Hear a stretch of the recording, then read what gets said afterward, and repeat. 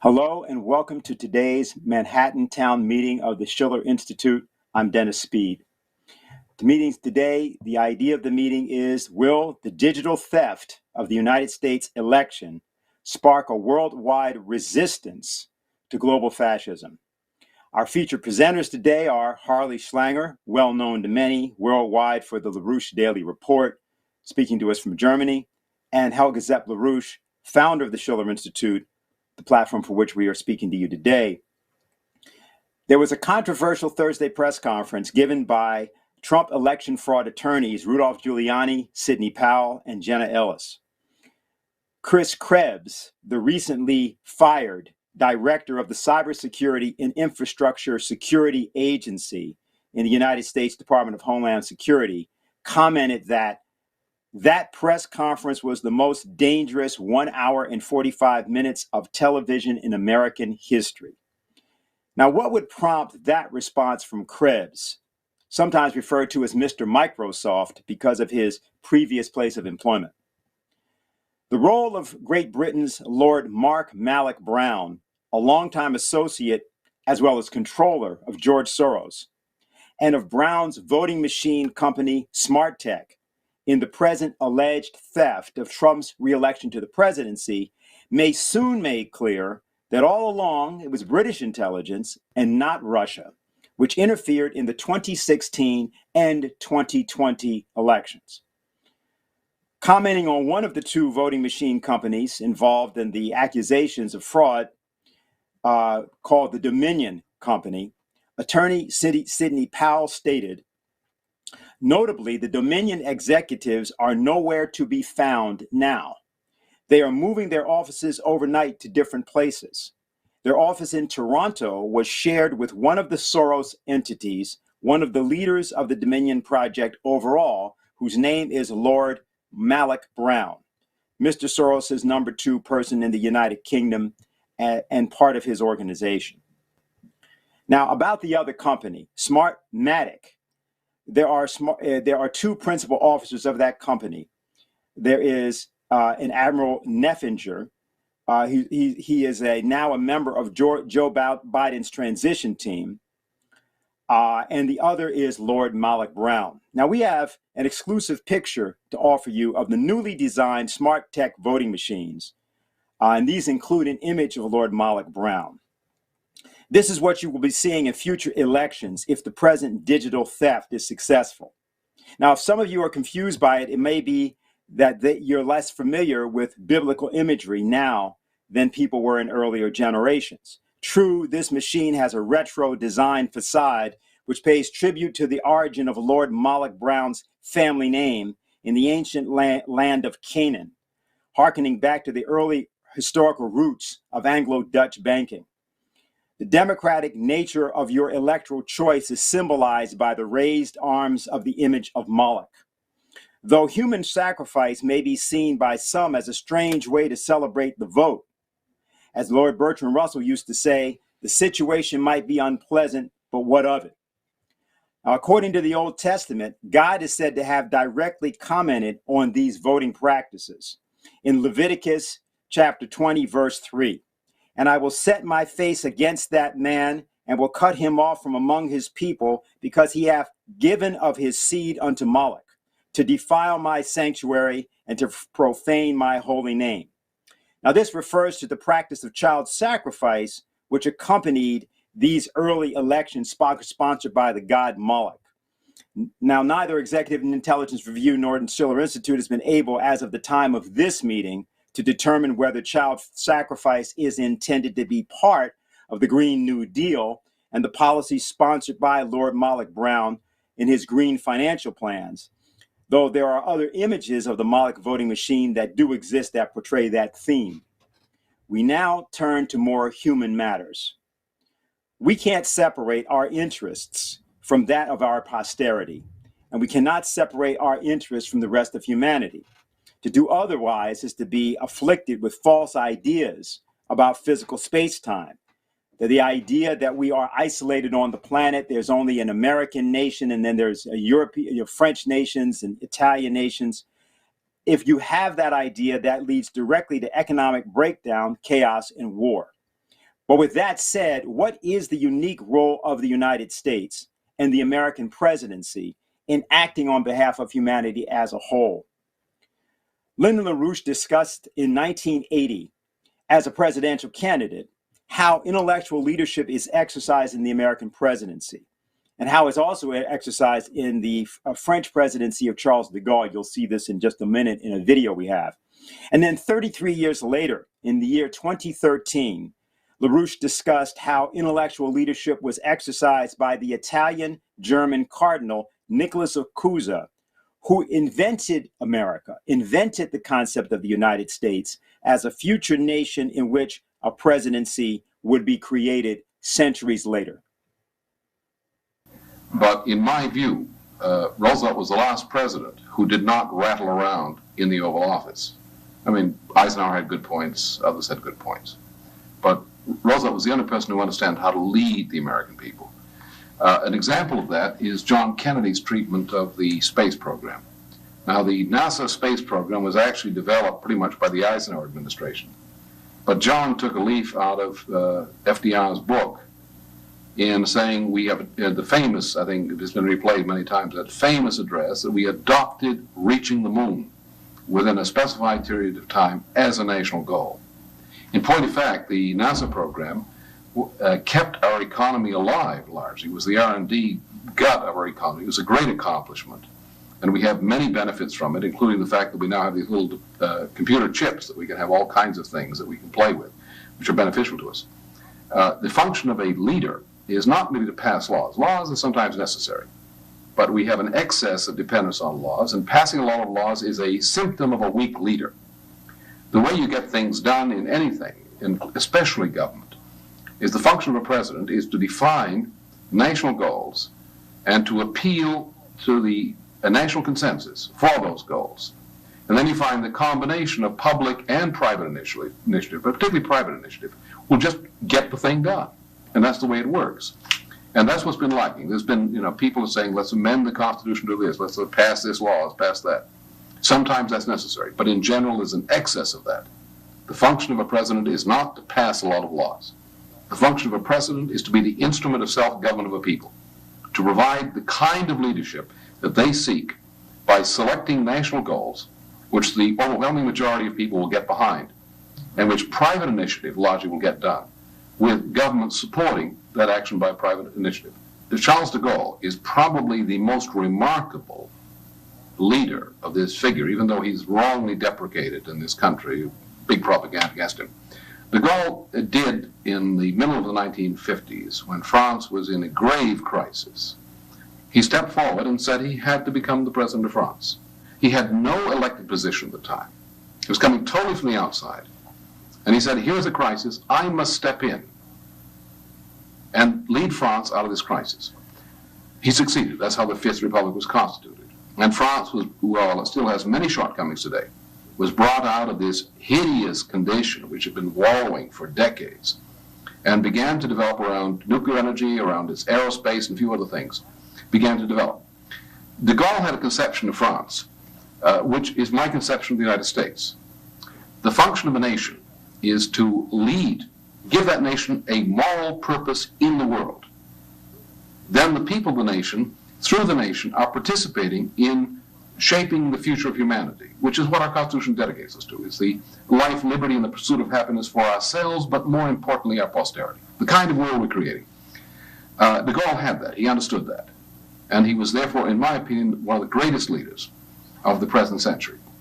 In the last century, I think you have to give outstanding points to Abraham Lincoln. He was undoubtedly the greatest figure. He's deprecated as some sort of a simple-minded fellow. He did have humility, and I think that's necessary in a leader. There's an area which a leader is really an instrument, some kind of a dictator who has gotten absolute authority. He is the servant of a higher purpose, like a priest or a pope, the same thing. And therefore the leader must be, in a sense, represent and lead in terms of competence, but he must have, at the same time, the humility which reflects the fact that he is the instrument of a higher purpose. He must radiate that, as well as believing that and living from that standpoint. Lincoln had precisely that quality. He saved our nation. He preserved the foundations which the Founding Fathers had attempted to give us. And embedded in our nation an organic impulse that we call the American system, the American way of doing things, which despite many distortions imposed on the top, that up until a recent time, our people have had a special quality we call the American method, the American way of looking at things, which, despite all its perfections, is the best thing there is in the world in terms of a people. And Lincoln was the person who secured and gave us that perspective. I think those are examples of real leaders.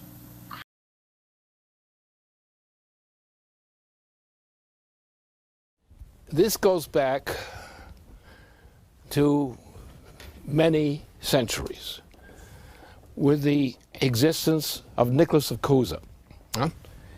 And Nikolaus of Cusa's role, actually, it was rather peculiar in one sense, that he had his own views in terms of what he was a priest and so forth. And he was the most important thinker, scientifically and otherwise, of that entire decade, that entire century. But then toward the end of his life, or what became the end of his life, he turned it around a bit and put the emphasis on the future of humanity outside of Europe. And he died in the meantime before anything happened in that direction. But then what he left behind was a commitment for his followers who lived after him to develop humanity across the great ocean waters, to get away from Europe, which was hopelessly corrupt in his opinion, and he was right, totally right. He went through a very dark period in the century before then. And while there was a great renaissance during that period, after that, then nonetheless it began to go back into the same old pit again. On that basis of that experience, Cusa specified the necessity of sending people from Europe across the oceans to different continents where we could save humanity from the kinds of things that were occurring recurringly in Europe and so forth, and the Mediterranean region. He died, but then Christopher Columbus, who visited places in Portugal because he was a famous sea captain already at that time, and he met a priest, a bishop, who was a close friend of Cusa. And therefore he was informed in detail by Cusa's survivors and by himself. And then he undertook a commitment to carry ships across the Atlantic to found a new nation, a new nationality on the other side of the Atlantic from which we could create a new society purified of the filth which Europe had become, and Europe and its civilization. Now, what was done then was the attempt by Europe, the British and others, and the Dutch especially, to destroy the development of a civilization across the other side of the Atlantic. And this, with the chief exponent of this, was Massachusetts. Massachusetts became the center of the development of the prospect of a new civilization on the other side of the Atlantic. And that was crushed in the 1760s, or 1860s, 60s. It was crushed by the Dutch, because the Dutch were actually the bastards who did the dirty work in England and so forth. It was the Dutch who did that. Remember, the Dutch families, royal families, moved across to the other side of Britain. And there they established what was called a British Empire, which is actually a Dutch empire. The British were just the stooges who suffered the whole process. And so this has been the history of mankind. The destruction of mankind, the attempt to save mankind on the basis of Cusa's initiative as the starting point, the efforts again repeatedly to try to maintain the United States or the American system, and the crushing of that repeatedly by the drunkards and swindlers and drug pushers of the world. They're called the British Empire. Now that this whole system is coming to its end, the power of government has now evolved where the power of government lies not only militarily, but also economically in thermonuclear fusion and the things leading into thermonuclear fusion. So therefore, our mission then is to ensure, not out of selfishness, but out of regard for humanity as a whole, and to use the United States as the instrument to make that possible, because we're really inherently a powerful nation. And we have across the Pacific, we have neighbors. And these neighbors are, there are plenty of them out there, right? Still. So therefore, if we cross the Pacific by way of the Bering Strait and so forth, we can create across the Pacific waters from the Mississippi River toward Asia. And there we can rebuild with thermonuclear fusion as our perspective. We can rebuild the power needed to establish in that region the new impetus for the recovery of the ruined old nations. And that's what we have to do. That has to be a mission. Because, you know, the question is people think of what do you want out of your personal life? It's a silly question, because you're living as a human being, and you're not concerned about your estate, not if you're intelligent, your money. That's not what you're concerned about, because you're going to die. Everybody is going to die, apparently. We have not encountered any exceptions to that so far in the record. Therefore, what's the purpose of living if you're going to die? Because that you're living, thus, while you live, is a means by which humanity can prosper. If you do what you're supposed to do, of your own volition. And that attitude, that commitment is what's essential. The commitment to the future of mankind. Not as some kind of selfish venture, but we have a capability which we have as human beings, and we don't know of any nearby planet which has something similar to what we represent. And therefore, since what we represent, to the best of our knowledge, is the finest thing we know of in the universe, in terms of living beings, we have to defend ourselves and also cause ourselves to prosper on account of future generations. We cannot separate our own interest from the generations of the future. And there's where we have to put ourselves. We in the United States have been gifted with a great opportunity, which was generated implicitly by Nikolaus. That prospered, struggled, was defeated, crushed, came back again and again. And that's what we have to represent. Only this time, we've got to do a slightly better job and make sure that the successes we create are enduring.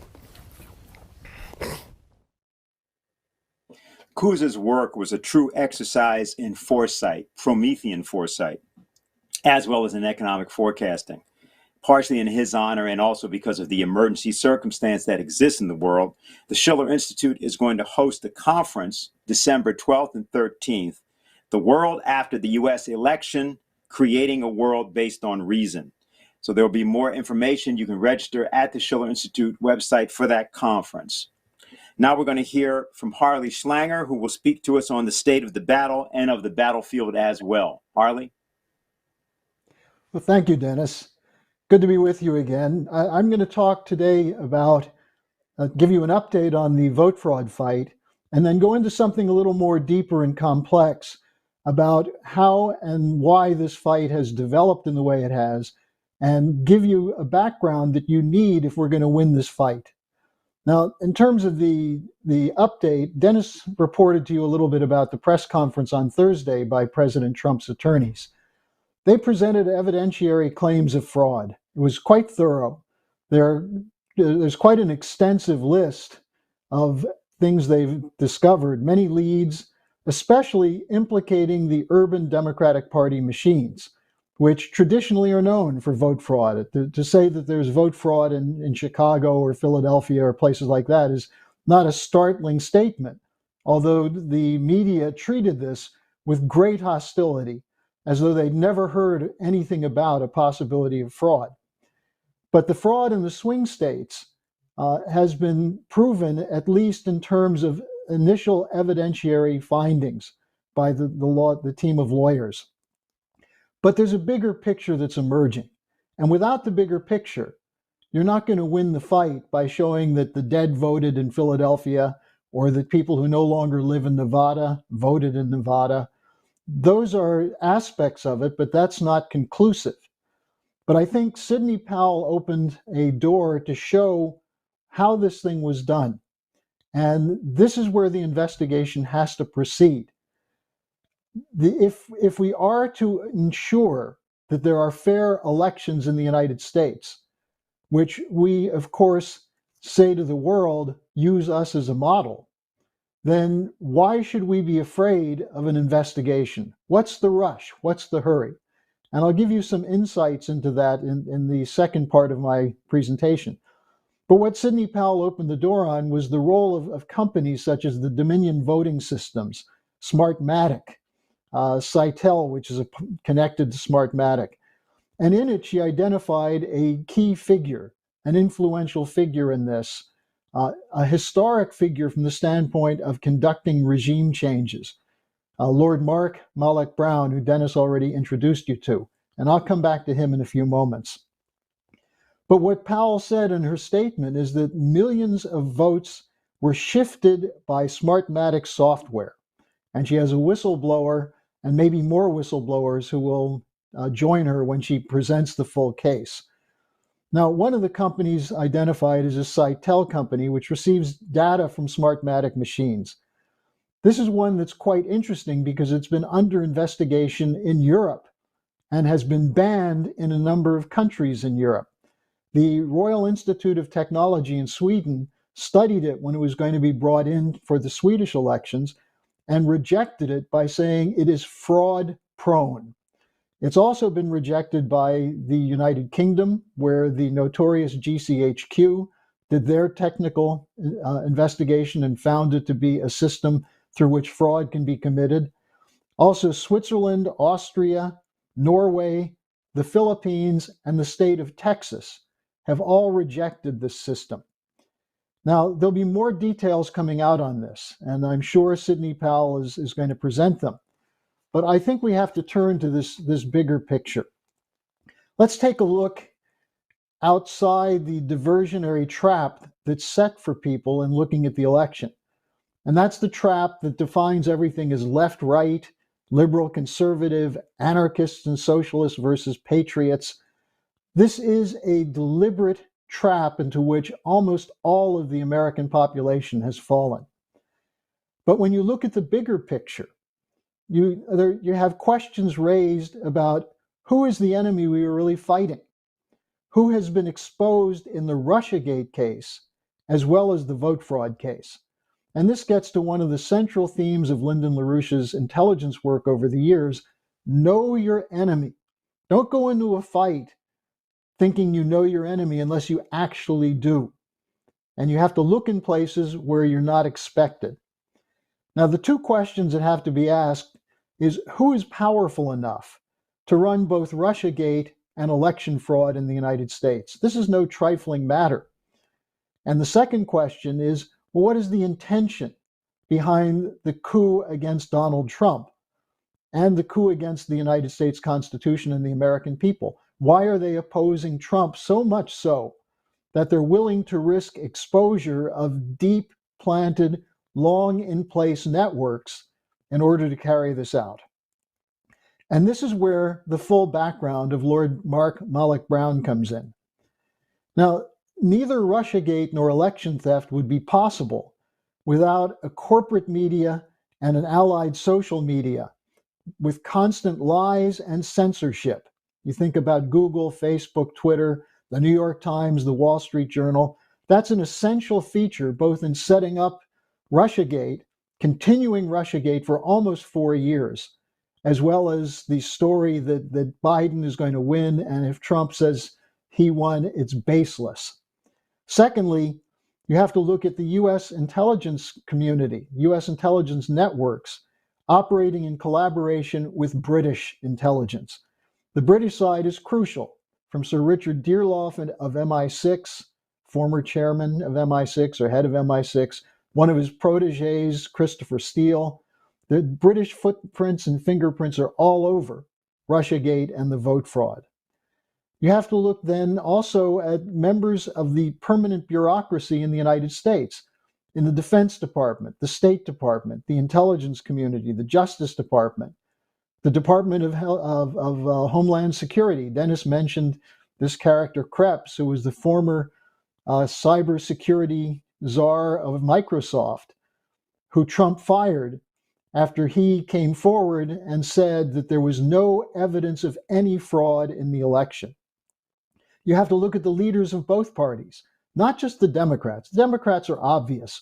They've been in a complete state of hysteria for 4 years.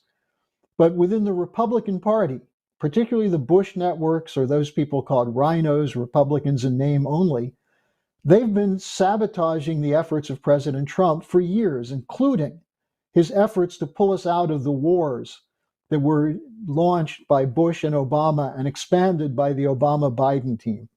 And then finally, who else has the capability to do this?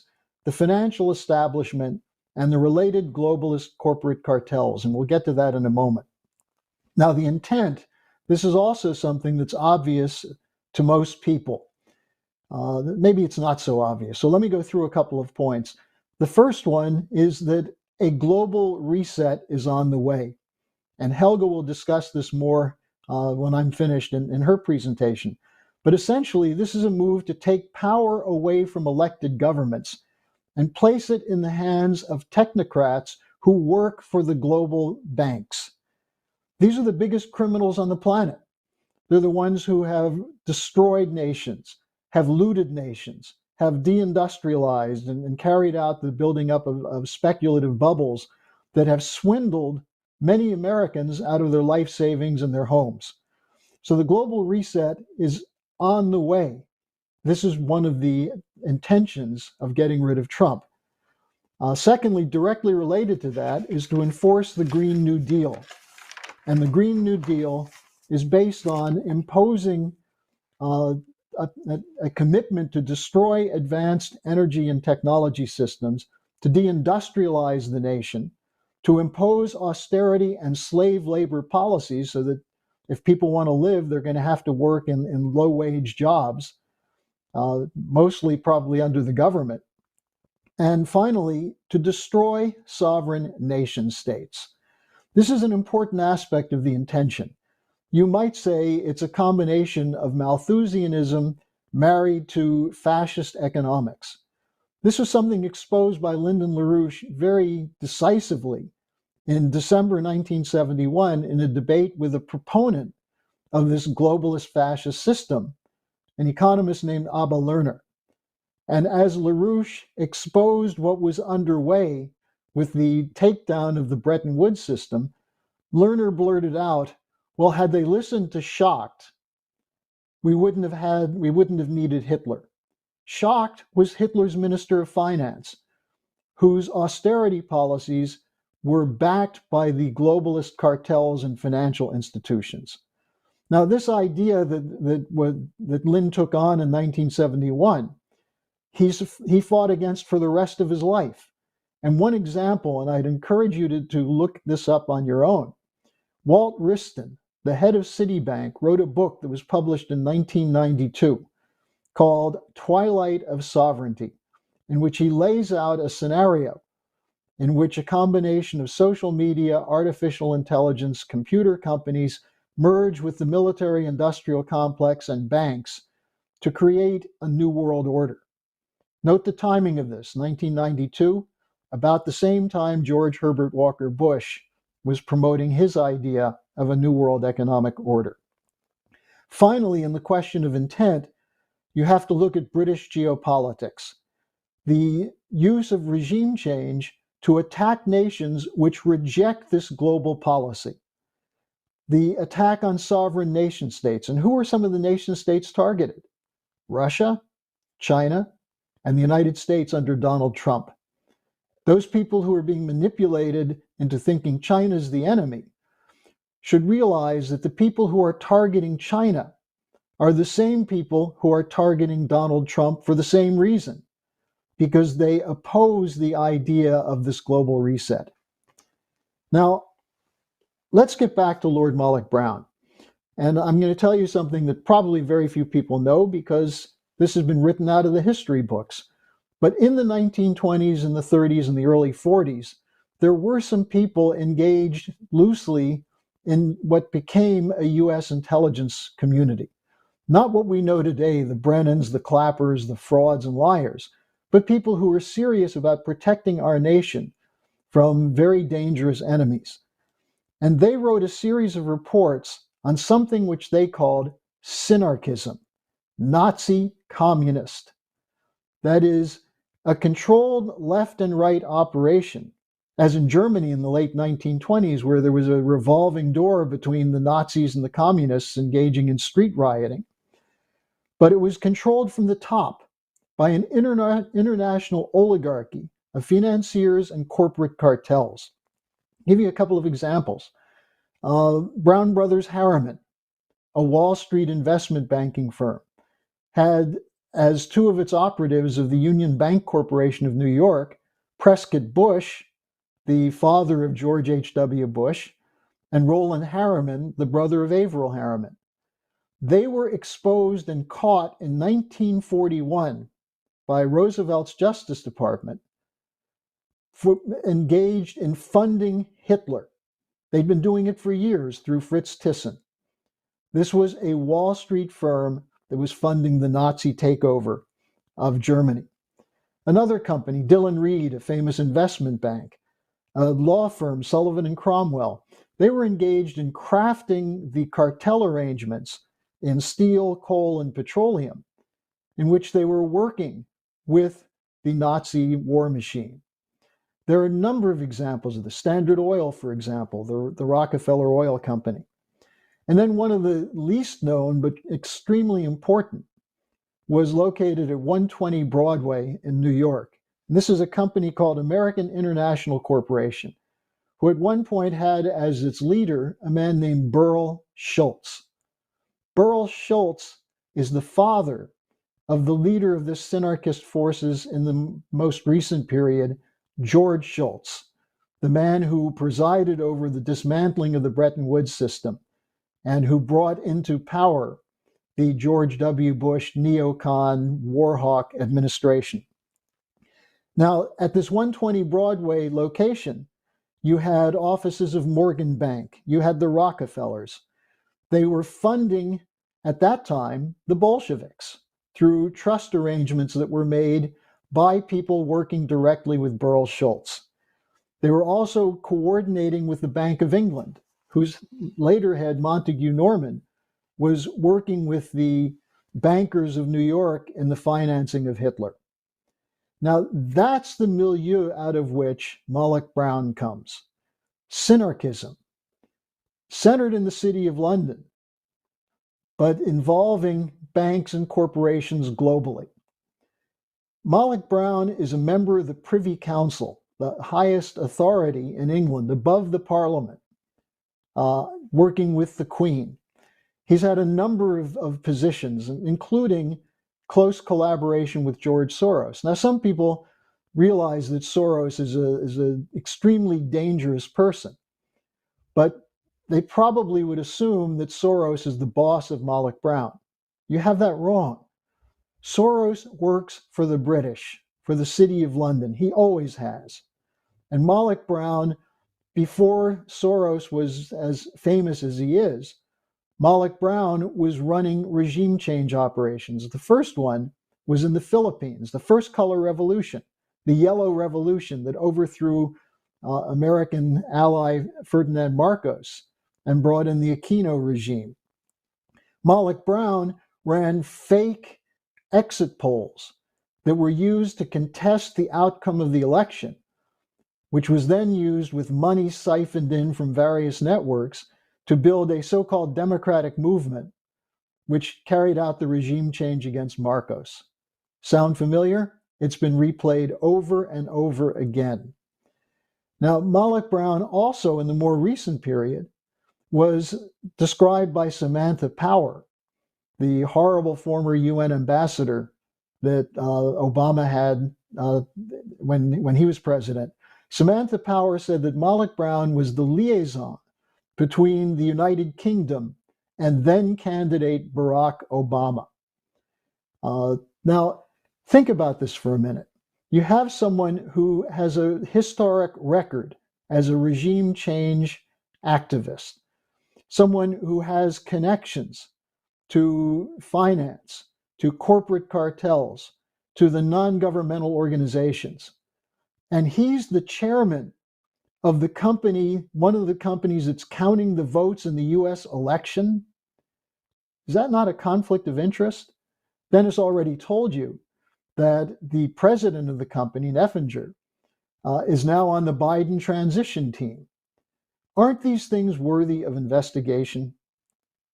Now, keep in mind, importantly, as we exposed that in December 2018, the House of Lords put out a report on the Trump administration.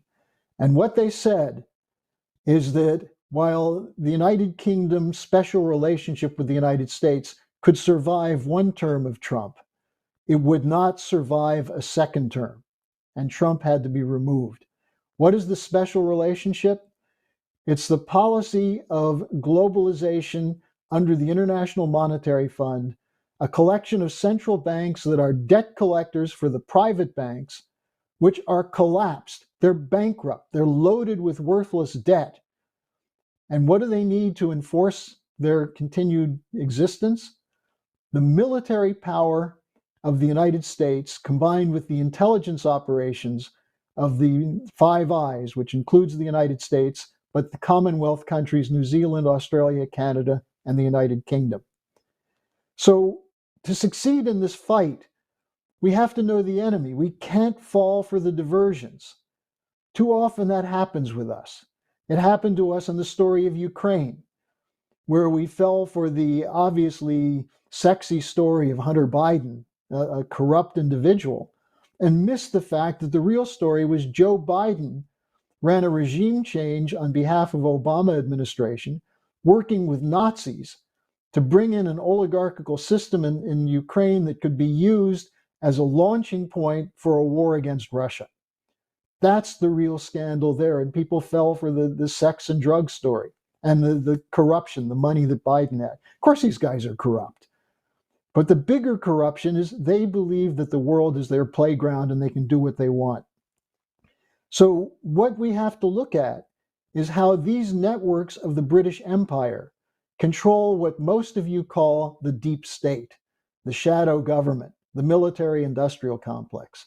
It's an interlocking board of directors of corporations, especially finance and insurance, but including defense contractors, big pharma, and others, who intend to have a reset, to restructure the world, to loot the world, to protect their bankrupt system. And these are the ones who are deploying the unwashed thugs who are burning American cities, the so-called socialists and anarchists. You know, it's an irony. You really think they're going to get socialism from Joe Biden? You really think Joe Biden's going to take care of the poor and the unwashed when he has a whole career as a war hawk and a representative of the banking industry? Not only do they deploy the anarchists, but they deploy people such as Secretary of State Mike Pompeo. You have to know your enemy to win this fight. Joe Biden is not a socialist or a communist. He's a tool deployed by this globalist corporatist oligarchy, which is using him to impose a global banker's fascist dictatorship. This network that I've identified has both the motivation and the capability to run a coup in the United States. And that's what we have to target if we're going to win this fight. So thank you, and that's That's what I have to say. Okay, thanks a lot, Harley. I've seen that my co-host Diane Sayre has joined us. Diane is an independent candidate for U.S. Senate in New York, running against Chuck Schumer. But I'm going to let her introduce our next speaker. Diane? Sure, thank you. Well, our next speaker is Helga Zepp-LaRouche, who is not only the founder of the International Schiller Institute, but also the collaborator and partner for over 40 years of the late Lyndon LaRouche. And the Schiller Institute was founded in 1984 just as a perfect example of their partnership and their effective partnership at exactly the time that Lyndon LaRouche was working with Ronald Reagan on getting the Strategic Defense Initiative, which Reagan announced in 1983.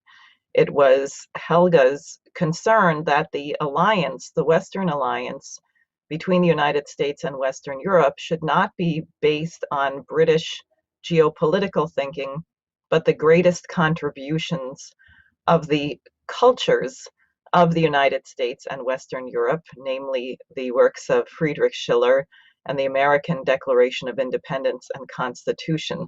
So this is a battle that she's been in for quite some time and is very qualified to lead. So with that, why don't you take it away? Well, thank you, Diane. Actually, what Harley just said about synarchy is really important, and I would encourage everybody to really study this, because it's not generally in the history books so prominent. But many years ago, when I did look into this question, I found in France a charter of the synarchists.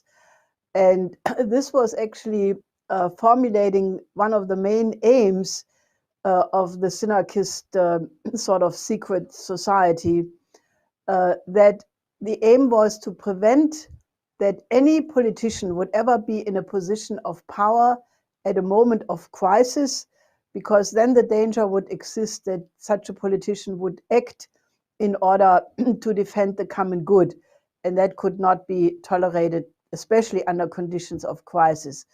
Now, if you apply that, that fits absolutely President Trump, because Trump has made repeatedly very clear, including just recently, that he does not give the Federal Reserve free rein.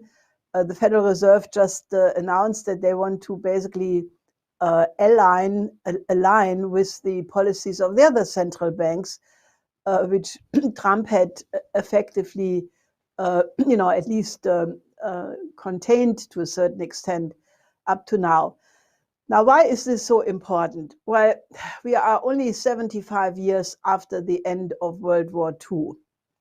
And at that time, people said, never again fascism.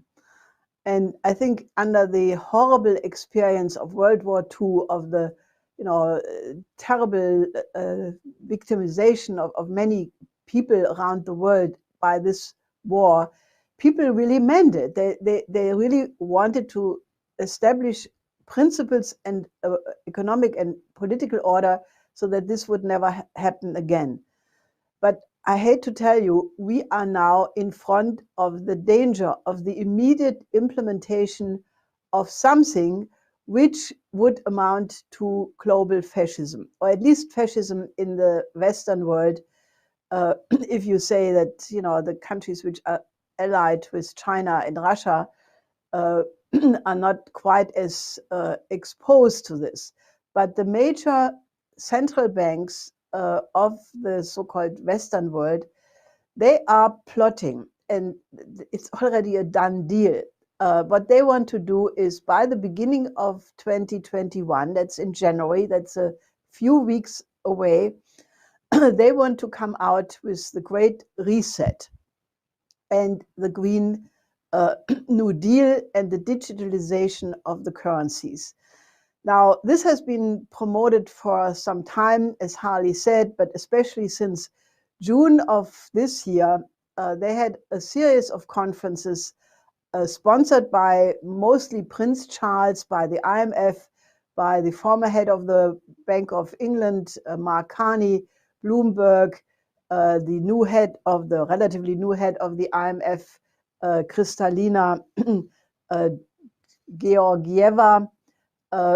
And what they have been saying is that the Great Reset supposedly is supposed to restart the economy after the coronavirus pandemic is over. And supposedly it's to relaunch the economy. However, what they want to do, and they're already in the process of implementing it, it's not something which is only planned for the future, but it's already going on, that the central banks will make sure, including exerting control over the major banks, that absolutely no investment is allowed anymore to take place which is not green. They want to eliminate everything which has to do with fossil fuels, with the idea of non-green investment, meaning normal investments in industry, in agriculture, in infrastructure. And they want to replace it with something they call taxonomy, which is that each firm has to give their CO2 footprint, so to speak, and then they only get funding if they fulfill the absolute strict criteria of green technologies, of going into solar, into wind and related industries. Now, what that would do is it would completely destroy any industrial nation, because if you try to change the energy flux density of the production process of an industrial nation like the United States or European countries or Japan, and you only force them to go into green alternative energies, the energy flux density of those areas is so low that you absolutely cannot maintain modern industrial nations. And since most of these forces are also opposed to nuclear fission, they want to reduce it, for example, even in France, which was a relatively strong fission-based economy. They're moving out of that. And naturally, they are not doing what Lyndon LaRouche has prescribed for his whole life, namely to go for a crash program for thermonuclear fusion, because once you have thermonuclear fusion, you have energy security for many, many years to come. You have raw material security, because with the fusion torch technology, you can take any garbage, any waste, not only nuclear waste, but any waste, and basically separate the isotopes, make new raw materials. So these are the avant-garde areas which they are not pushing. So what it would mean is the Green New Deal means a complete destruction of the real industry. However, naturally, they would open the sluices of the central banks to issue much more liquidity than they have done since 2008. Remember that in 2008, there was a systemic crisis, which was, again, absolutely predicted and prognosed by Lyndon LaRouche. But rather than addressing the root causes of why we were at a point of systemic crisis in 2008, the central banks just printed money like crazy, quantitative easing, zero interest rate, even negative interest rates. And that has been going on ever since. But now the whole system is so much more indebted than it was even in 2008, that they know perfectly well this debt will never be paid back. So the idea is, how do you get rid of this debt? Well, you digitalize the currencies, and you sell that to the population by saying, this makes your account safe. There is a danger of a financial crash, but if you agree to this digitalization, then we can distribute helicopter money directly to your account, and we will protect you. Now, what that would do, other than directing this enormous amount of new liquidity going into green and therefore creating a new bubble in green technology, which will destroy the real economy, but it will absolutely create incredible gains for the speculators and the mega rich, the billionaires and millionaires, but it will be at the expense of the normal middle class and the poorer parts of the population, because what this will do is it will create inflation. And that is the old trick. How do you get rid of debt, the government debt, the corporate debt, the general indebtedness of the system? Well, if you have a motion towards inflation, that debt becomes cheaper and eventually you can pay it back. Now, that's essentially what happened in Germany in 1923 with the great inflation.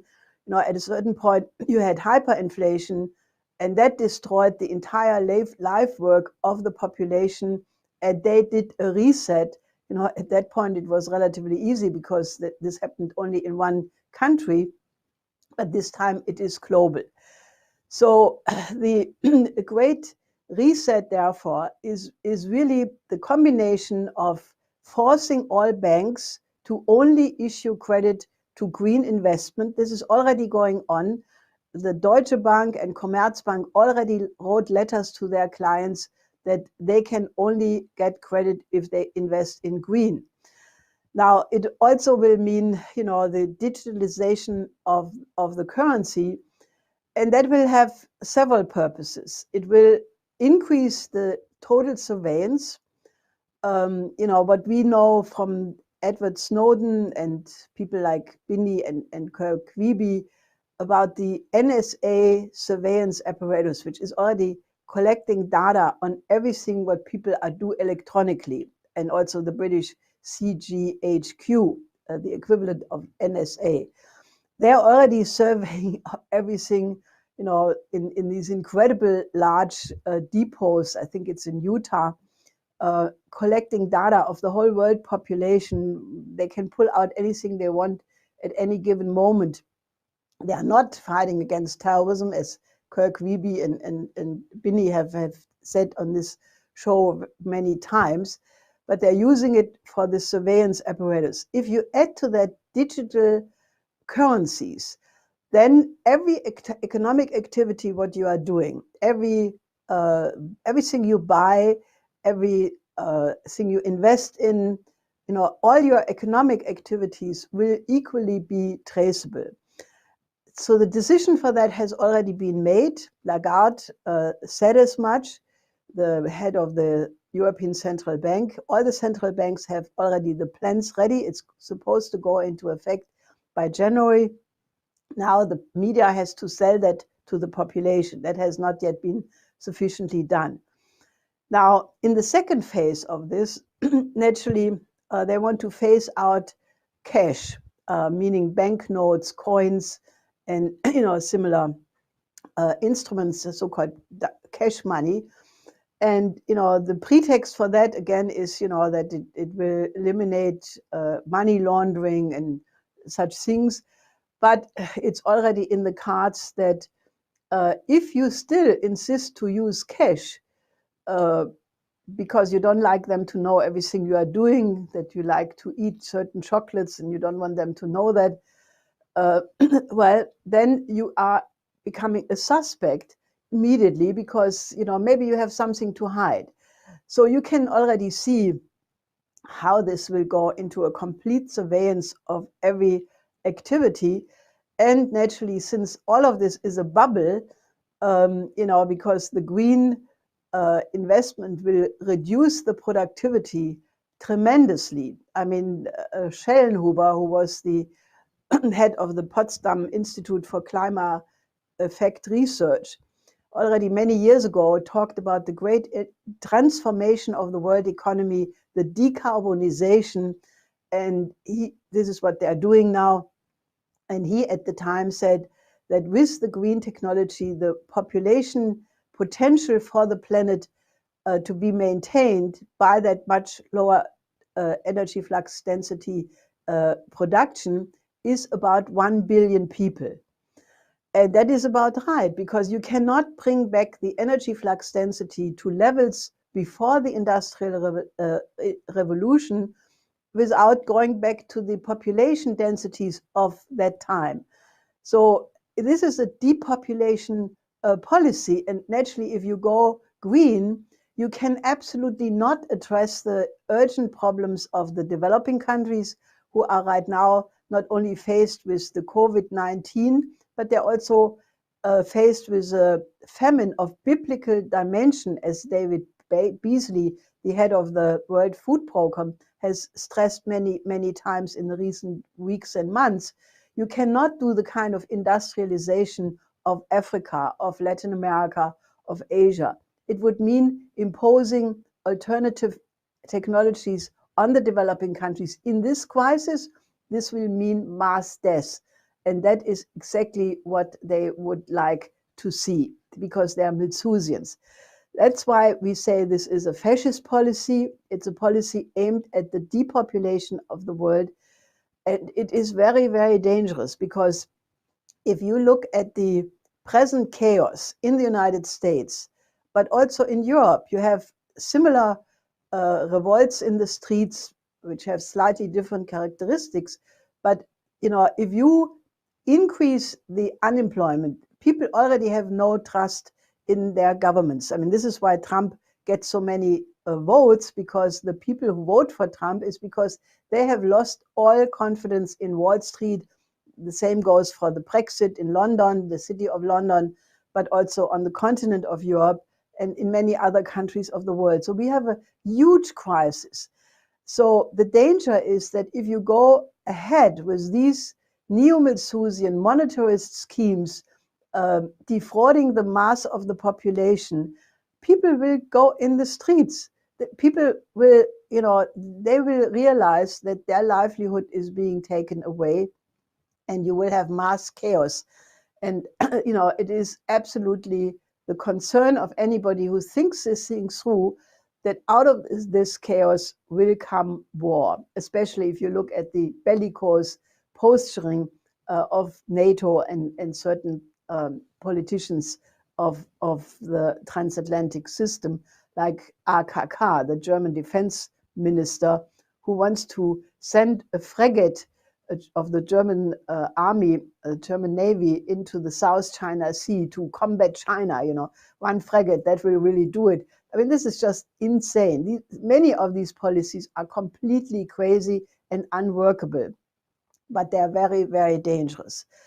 So naturally, they promise, Mark Carney has said, this green investment, that's the greatest chance, of the whole period. They call the green the new gold, the Green Deal, the new gold, where the rich will make a super profit, but the majority of the population will be impoverished, and it will absolutely not function. So there is a remedy. The remedy has been defined by Lyndon LaRouche already many, many years ago. The first step is a global Glass-Steagall separation of the banks. With the scheme of the central banks, which I just described before, they want to eliminate savings and loans banks. They don't want to have savings and loans banks and smaller banks give credit to normal SMEs, small and medium industries. They want to eliminate them. They want to pull together the entire power in the hands of a few big investment banks and the central banks, and all the other banks are supposed to be bankrupted. Now, Glass-Steagall will do exactly the opposite. It will put the commercial banks, those banks which give credit for craftsmen, for industry, for agriculture, it will put them under state protection. It will separate them from the investment banks. It will no longer allow the investment banks to have access to the savings of the savings banks, like the pension funds, which are investments by now, but this will be all separated. And then the investment banks will no longer have access to taxpayer bailout packages. If they can't get their books in order, they have to close down and declare bankruptcy. If they disappear, no big loss. We do not need this kind of speculation. The whole discussion that you need derivatives is completely not true.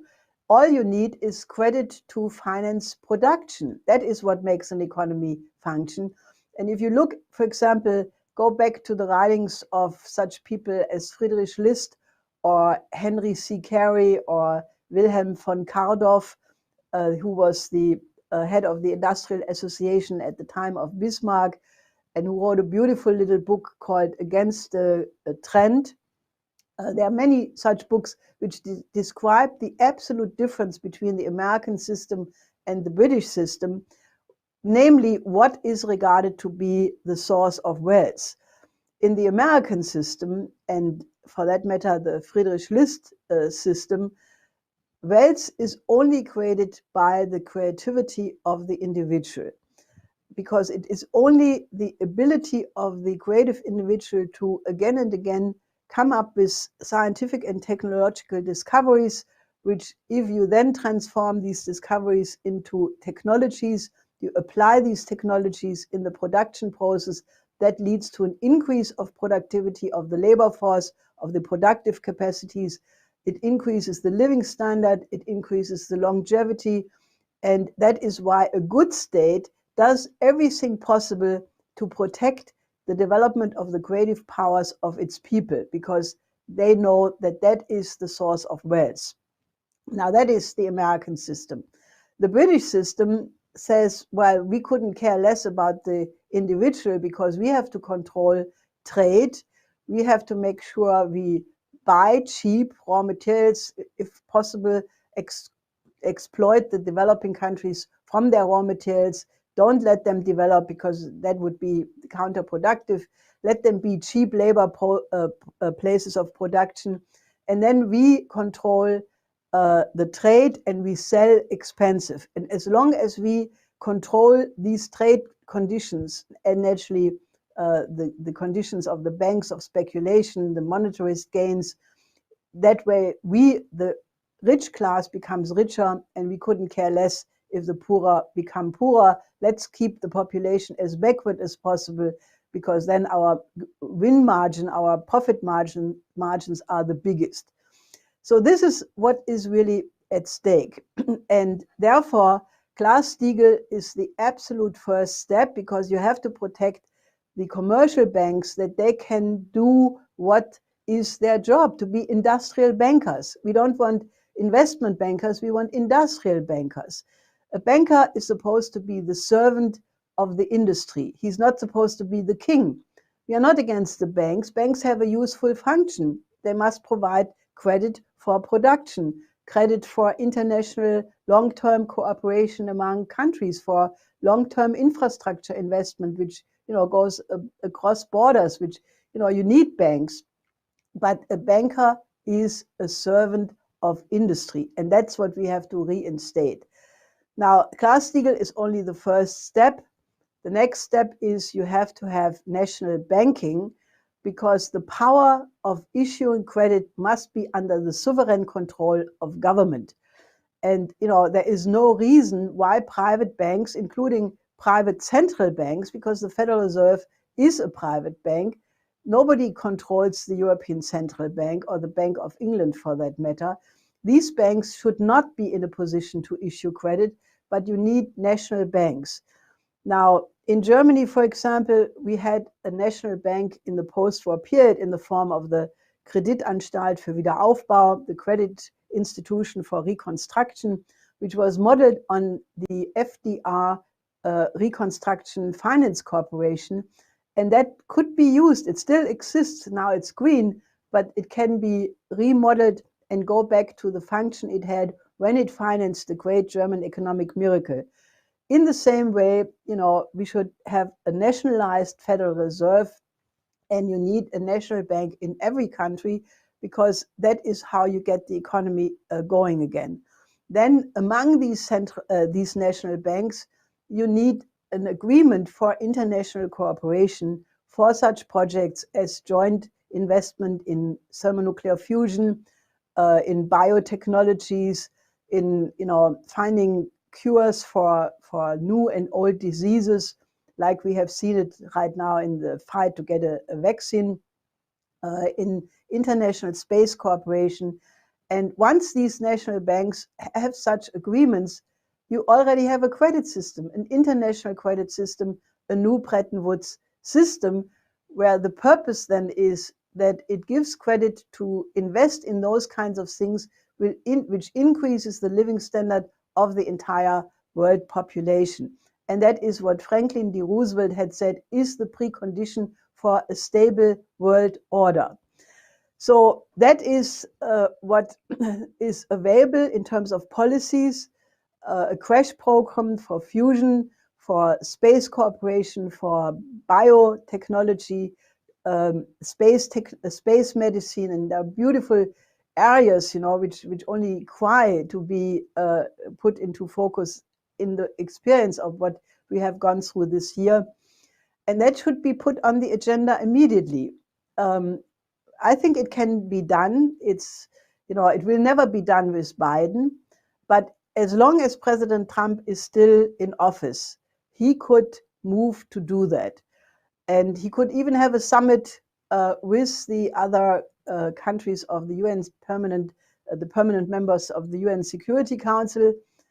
President Putin has reiterated many times he wants to have such a summit. And I think that would be probably the best thing he could be doing. And, if the major governments of the world, like the United States, Russia, China, and all the other countries who would like to cooperate with that, if they would now say, we are in an incredible danger, we are faced with a potential financial collapse, we need a new Bretton Woods system, and we will apply that to address the most important challenges of the world, like the world famine, a world health system in every country.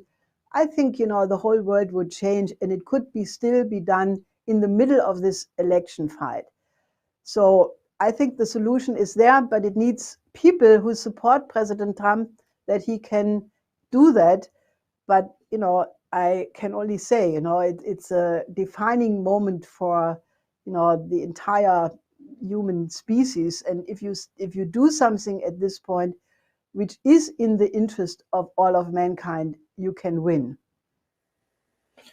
Thank you very much, Helga. And I want to just make sure that we announce now that next Saturday at noon, we will be hosting the International Tribunal for Truth in Elections. Now, this is intended to have a group of jurists who will be listening to both evidence of the fraud in the presidential election of the United States, but also persons who are prepared to talk about the way in which the capabilities that were actually being used already in many countries and were developed by American and British intelligence agencies for the purpose of overthrowing nations by changing their elections, that these technologies and these capabilities be discussed openly.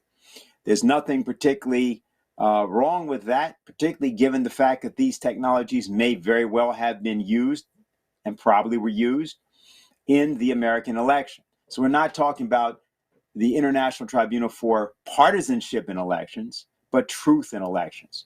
This is important because various persons, it was already referenced, Edward Snowden was referenced, and President Trump, if you remember back in August, was talking about the possibility of pardoning Snowden, a person that he had 3 years earlier, called for the execution of.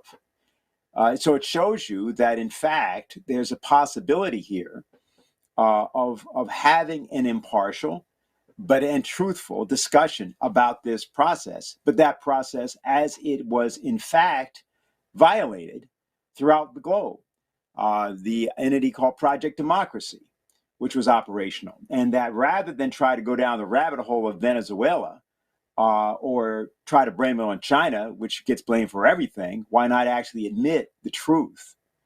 And by admitting the truth, free the present situation in the United States and circumstance in the United States to be truthfully discussed. Sort of in the same way that Harley has just discussed very truthfully the actual character of the Bush family and the actual character of Synarchism, as opposed to what people have called socialism and so forth, the truth of how these things happen. So I just wanted to invite people. That will be next Saturday at noon. And it will be sponsored by the Schiller Institute International Tribunal for Truth in Elections. We should do everything we can to build an audience for that and have people participate and have people think about it and have people, for that matter, submit, if they wish, various forms of testimony that can be done in various ways. Just contact us at the Schiller Institute site, or you can contact Harley directly through his blog. But make sure that you're in touch with us. So now we want to go to questions. And I understand we have some people on the Zoom platform, and Diane has some written questions. What I'd like to do, if I could, is go to Antonio, and then he's there. Okay, very good. And then we'll follow him with Maddie, I believe. So, Antonio, go right ahead. Hi, Dennis. Hi, everyone. I would like to direct my question to Helga. Hi, Helga. I am Antonio Sanchez from Venezuela. I live in Chile. I am a member of the International LaRouche Youth Movement. You said in the resolution that people in the developing countries would die by millions if we get to the financial reset. What do you think we can do or say to our people to get over the cynicism and apathy in order to understand the kind of danger where we are facing, and to make everyone join the demands that you made in the resolution? Thank you. Well, I think it's important that what was discussed here by Harley and myself, that is really recognized as what it is, namely the danger of a new fascism. Normally people, they don't recognize that the fascism, which in the 20s and 30s and 40s, it had the form of Hitler, Mussolini, Franco, Pétain in France. So people have a certain image of what fascism is. They have all kinds of images from the movies, but they don't understand that the bottom of the basis of fascism was really Hjalmar Schacht. The quote which Harley mentioned in the famous debate between Lyndon LaRouche and Abba Lerner in 1971, where Lynn was able to get Lerner to say that, if people would have listened to Schacht and accepted Schacht, Hitler would not have been necessary, because, Schacht was Nazism, Schacht was fascism. And that is, I think, the essence of what people have to understand, that, you don't have to apply the same vicious policy against human life with the same means like the Nazis did with the concentration camps. You can do the same with the stroke of the pen. If you deny technological development, industrial development to the developing countries, well, the consequences are the same. People die of hunger. It doesn't matter if you die in the concentration camp or if you die of hunger, you die. And, I think it's important that among your comrades and colleagues and friends and, whoever you are with, that you start a discussion about that, because I think people need to be educated, and we need an international anti-fascist resistance movement, which is not what the Antifa is. They are actually more the real fascists of today, if you look at the methods which they use. But that you recognize that the danger right now comes in the form of this global dictatorship of the central banks. And the medicine against that is what I said before. You need to have sovereign control over your credit generation, over your currency, over your economic policy. And I think the only way how we can get people out of this apathy and out of this cynicism is people first have to really understand that, what Lynn always would call know your enemy, and I think that this is not generally accepted and not generally known, but I think it is urgently necessary, and this is why I wrote this resolution, which I would really urge people around the world to, sort of start thinking about that, because, I think if many forces around the world would start to discuss that and the alternative, I think this can be stopped. I think, the power these people have is seemingly big, but they're also bankrupt, and I think that if you have a couple of governments who would form alliances against it, I think it can be defeated. So I think the first step is to really get a theoretical understanding of what the danger is. Thank you. Okay, very good. Thanks. Okay, I think the next person is not Maddie, but Cade. Is that correct? And while we're waiting for... Yeah, go ahead. Oh, that's correct, yeah. All right, go ahead. Is that you? Hi. Yep, that's me. Hi. Thanks you for your presentation and for allowing this opportunity to ask a question. My question kind of follows from your last answer somewhat, and I'm wondering a little bit is, where do you see the capacity to sort of first acquire the political leverage necessary to implement these kind of measures? Like, is it mostly at this point like supporting Trump mixed with educational factors at the moment? And then when you say this first step to acquire a theoretical understanding, is it a theoretical understanding that as an institution you see us already having with this resolution and the measures from it, or is there still open questions right now on how to go forward theoretically? Well, I think, the key thing is you have to start taking responsibility. When Lynn talked to us when we were young people, this was in, I think, 72, he completely, he didn't respect that we would think we were, little people or thinking small. He told me at the time, you are responsible for Europe. Now that was a shock because we had nothing in Europe. We had no office, we had no organization. We were just a group of 6 students, But Lynn very, very convincingly gave me the historical responsibility for this period of history. Later, it was not just Europe, it was really the whole world. But that is the very first step. You have to make a personal commitment that you're not just a bystander of history and you let, fascism come and kill people and you try to somehow adapt so that you're not getting in trouble. No, you say, if I intellectually understand that I'm a privileged person and I can intellectually understand that, with that comes already the world historical responsibility that you have to fight for the people who don't have the capacity to do so.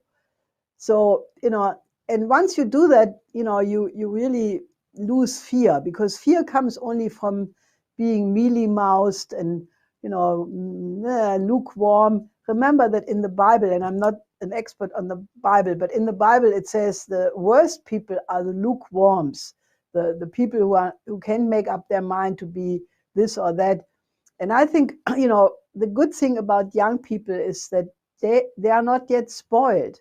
They have a potential. And once you make the commitment that you will devote your life to making the human species a better species, which at this point means emphatically you do everything you can that the human species gets out of this incredible crisis.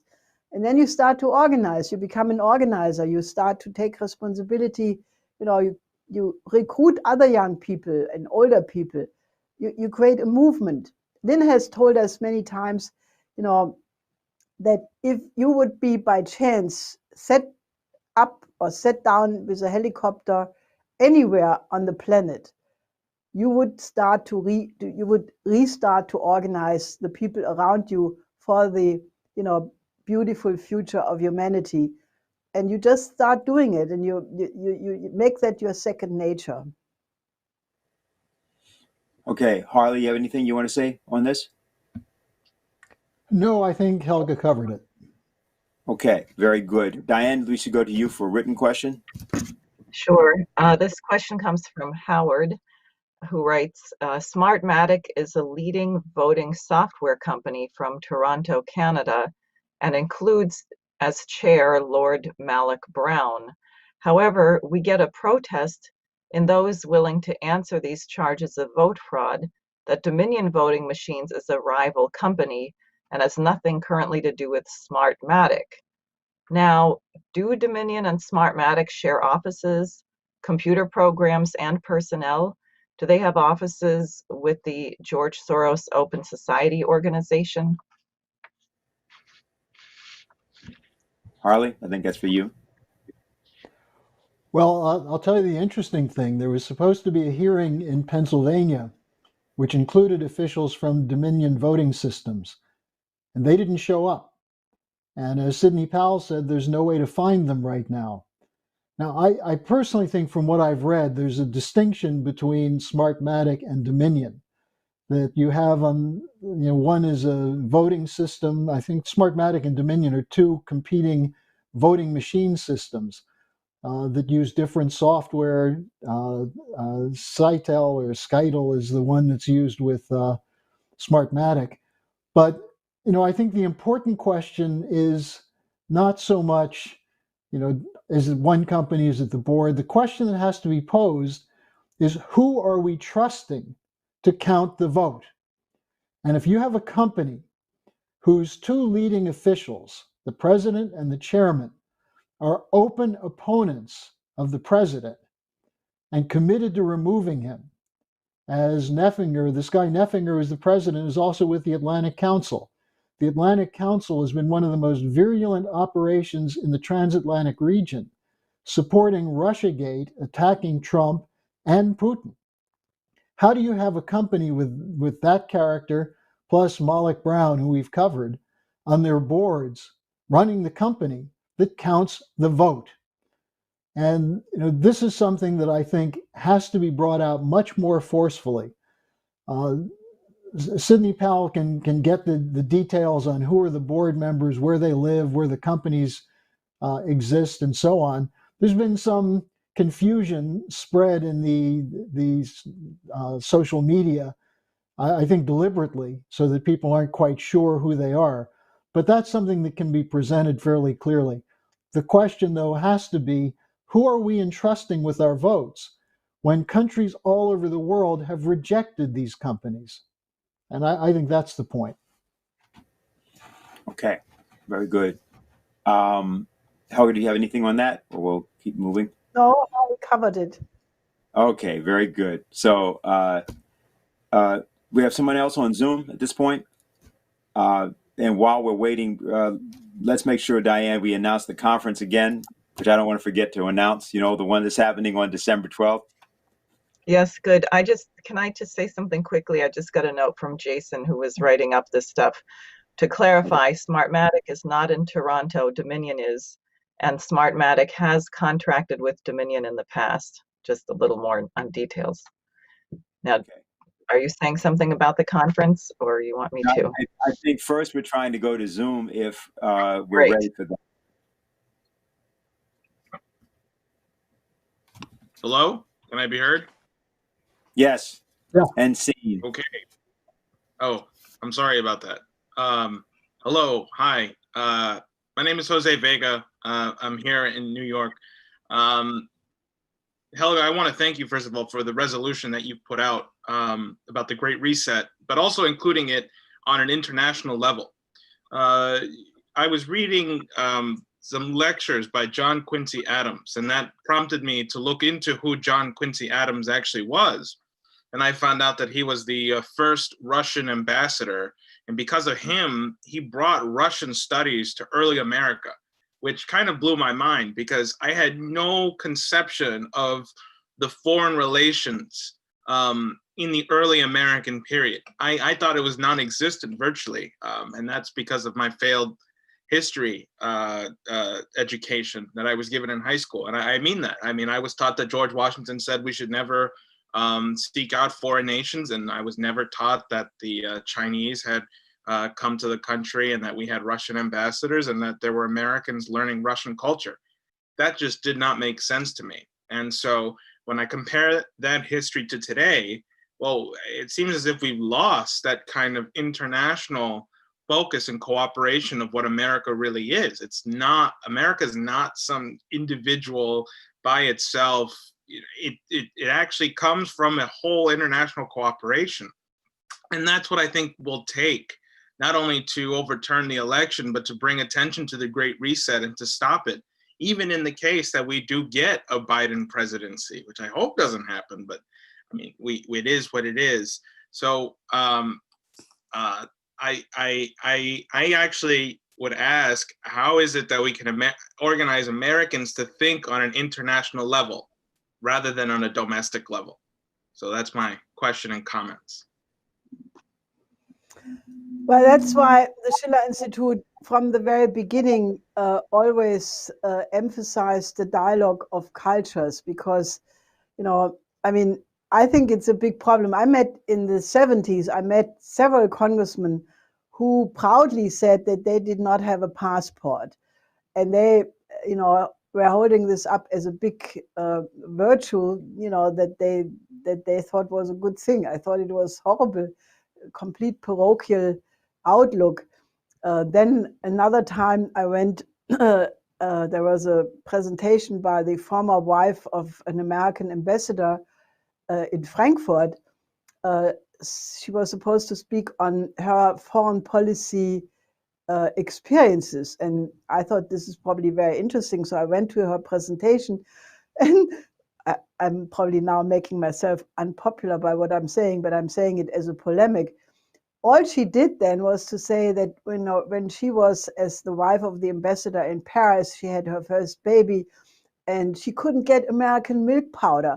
So this was a big crisis, and she went on about 10 minutes what crisis that was. Then she said she went to Moscow as the wife of the ambassador, and there she had another baby and she couldn't get some other American product. I mean, that is really not, you know, not desirable. I think what people should really remember is that the United States is a melting pot. And if you start with that, you can immediately, you know, and I think New York is one of the most clearest example of that, because you have people from all nations around the world living together. You can enjoy, you know, conversations with all of these different people. And, you know, in a certain sense, America was the influx of Europeans, of Italians, of Germans, of English, of Irish, of Scottish, the French influence, the Huguenots, when they were kicked or had to flee from France, they went to Canada. That's how the LaRouche predecessors went from Canada into New Hampshire. In the 19th century, the influence of the German Humboldt education system in the United States was incredible. You had no American, or as good as no American professor who either had studied in Germany with Humboldt and his tradition, or had studied with somebody who was influenced by that.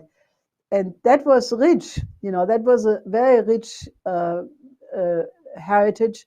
If you look at the Italian influence still today, then naturally all the Asians, all of these things are incredible. You know, the reason why I think it's good to have that kind of international approach is because once you start to discover another country, really, you know, not the luxury cruise ship where you only go to the, you know, to the 5-star hotels and then you go back to the ship. That is not what I mean. I mean really studying the beauty of the poetry, the beauty of the painting, the music, the way people think. You discover a new universe every time. And I have this image of the nations of this world, like the Raphael School of Essence, where you have a mural. I hope I pronounced this word right. And you have all these cultures, they make you richer. That doesn't mean that you are less of a patriot. It means you become a world citizen on top of it.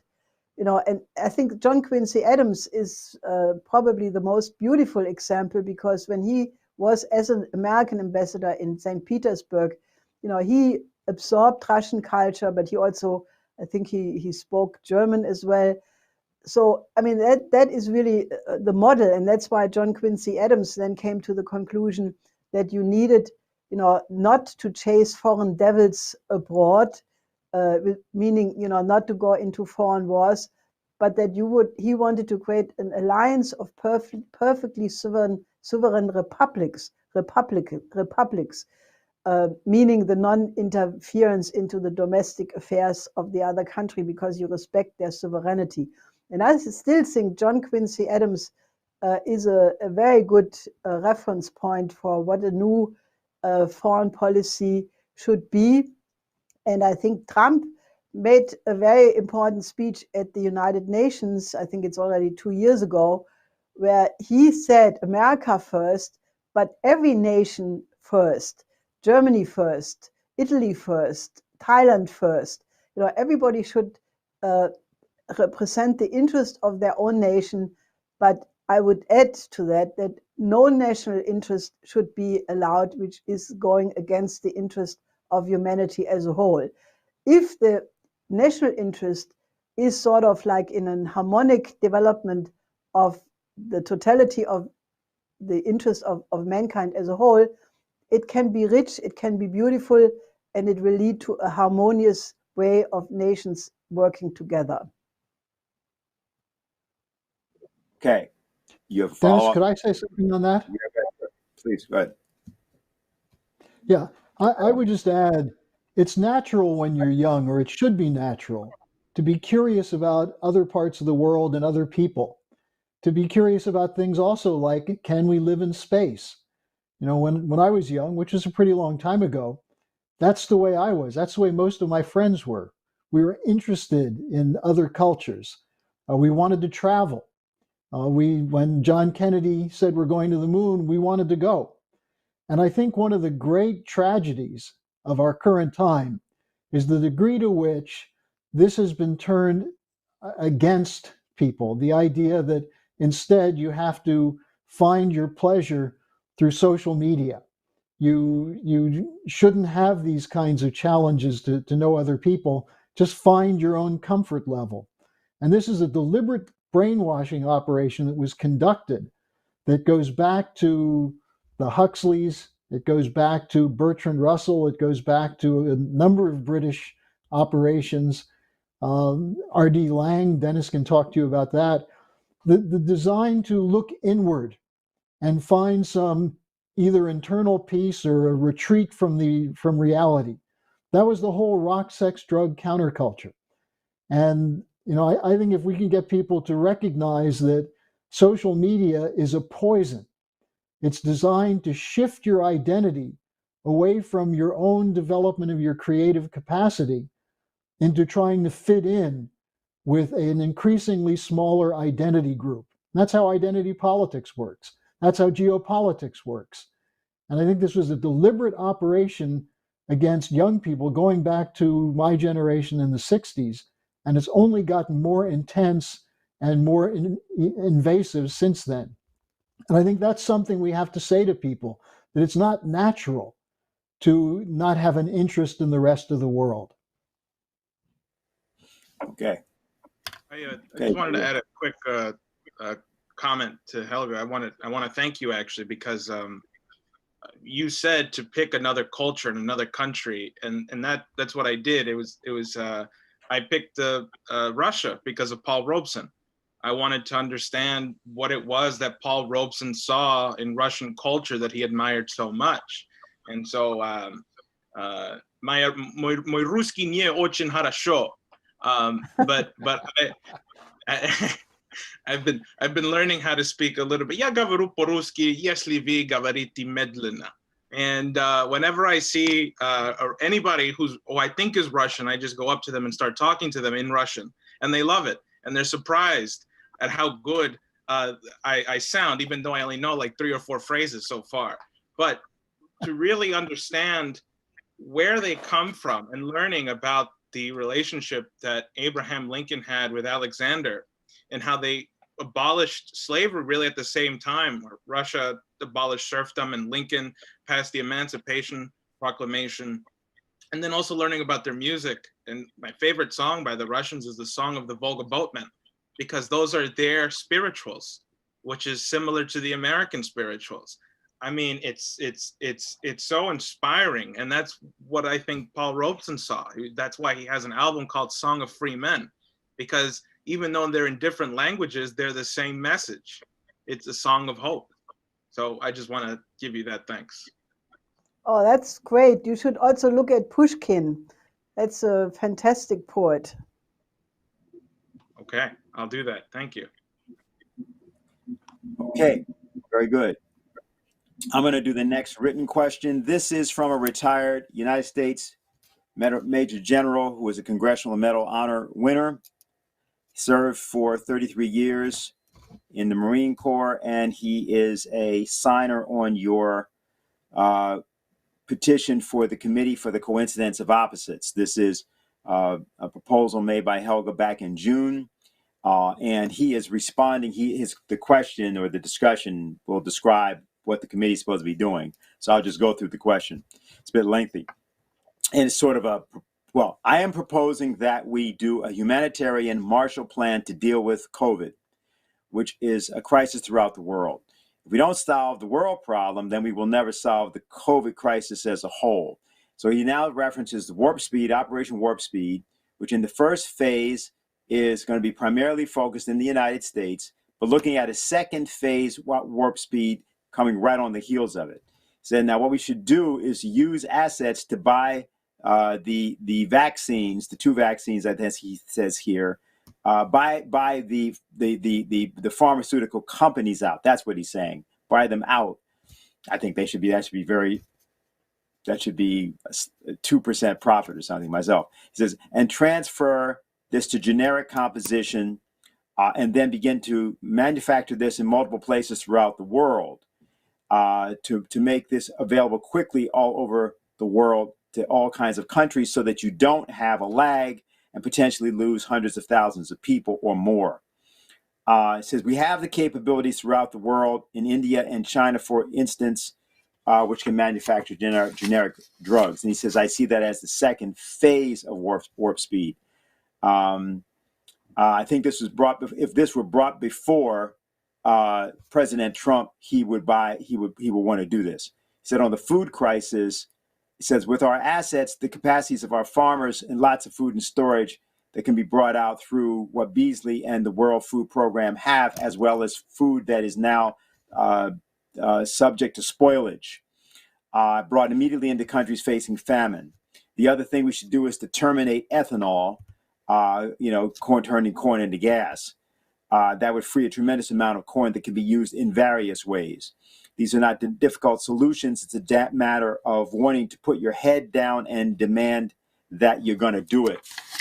This is a matter of getting these ideas in front of the right people, and that the committee has to make sure that that happens, that this has to be put in front of decision makers and let them take credit for adopting it, whatever that may mean.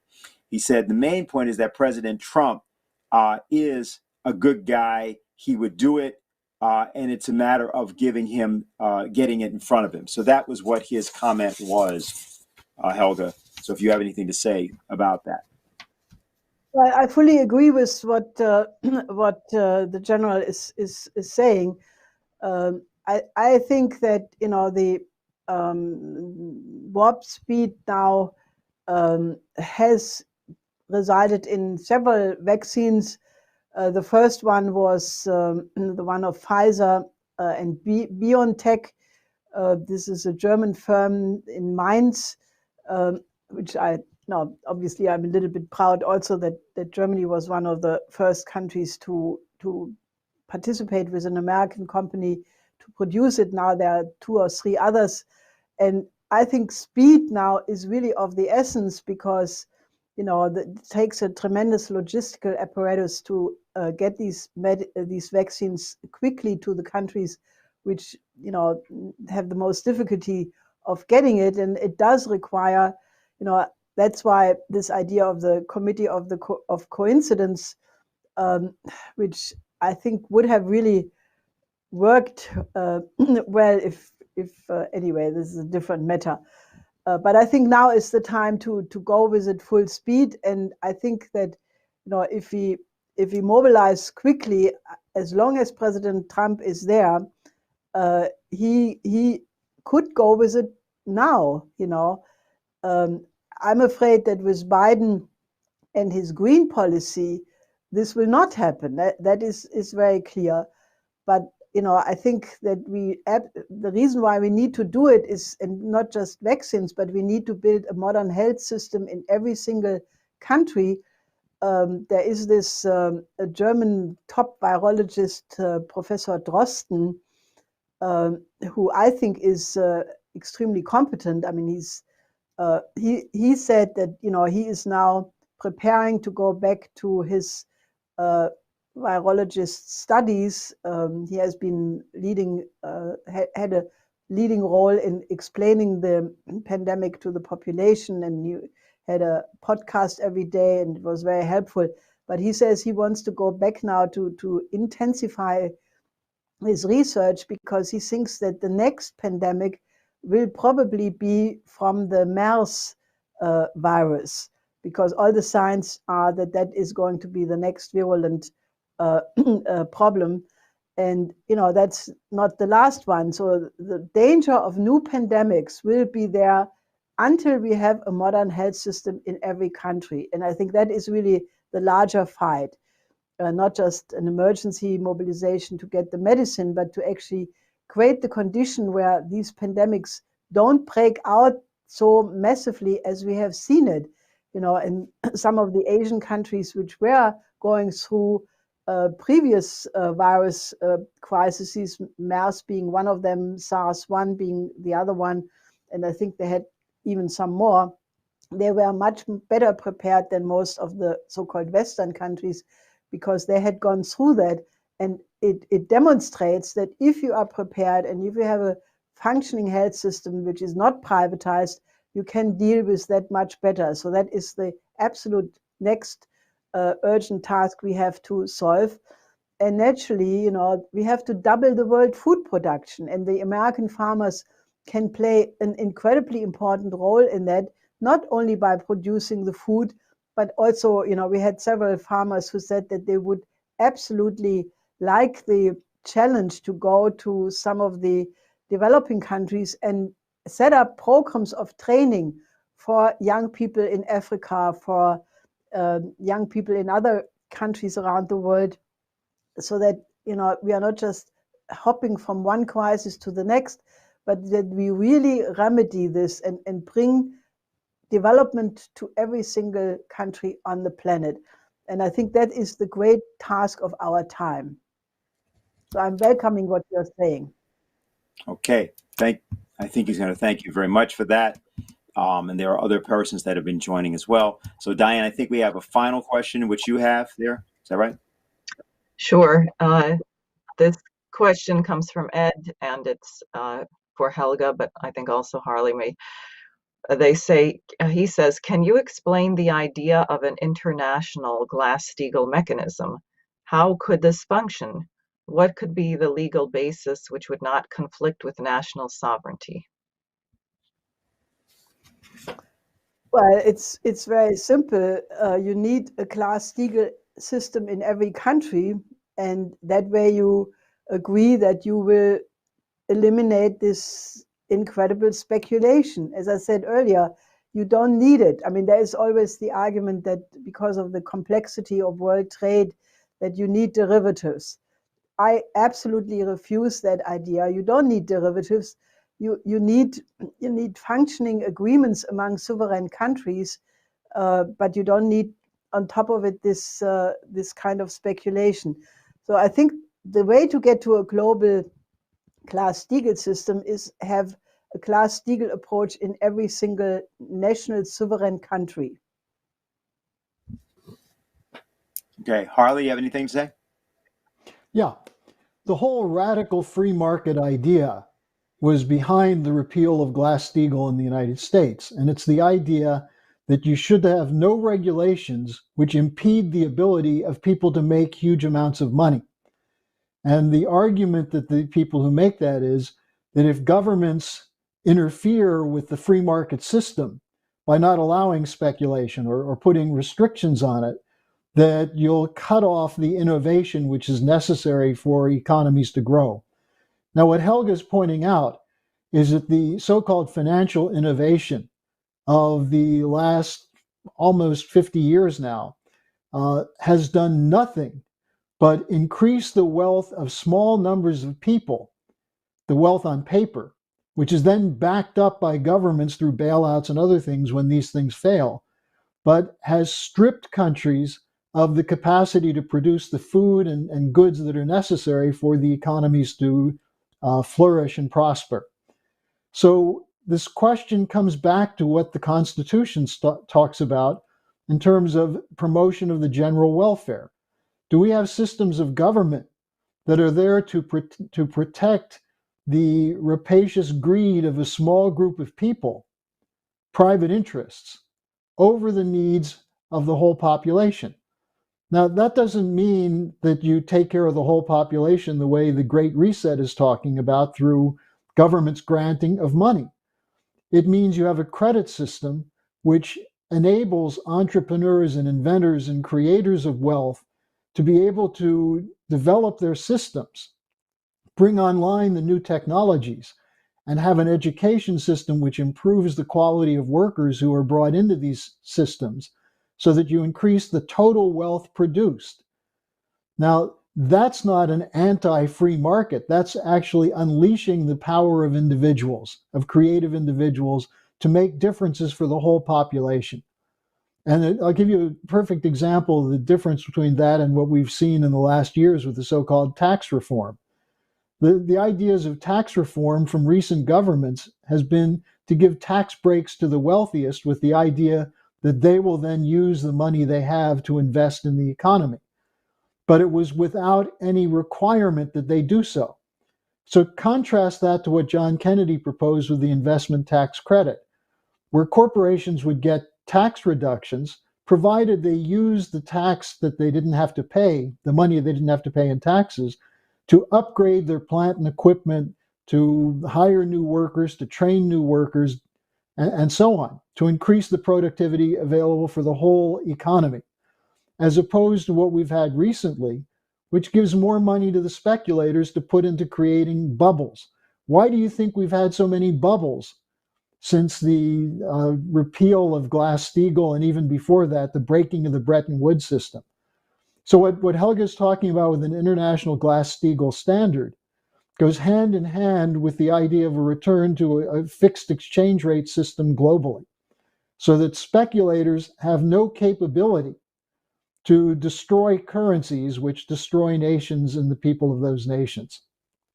So it really has a lot to do with the whole package of the 4 laws of Lyndon LaRouche. And there's no way we're going to have a society anywhere on the planet that will function without doing that. Because otherwise you're giving a certain small group of very evil people the power to make great fortunes and buy up the political influence they need to protect themselves. That's why we're in this mess right now. So I think that's really an important point to consider. Okay, very good. So I think we're pretty much at the end of our questions. And basically, I think we're at the point now of concluding remarks. I just say again that next Saturday at noon, in other words, 2 hours earlier than today, we'll be doing our International Tribunal for Truth in Elections, at which we will have people testifying to their evidence of the fraud that has occurred in this U.S. presidential election, as well as the means by which such a thing would have been done.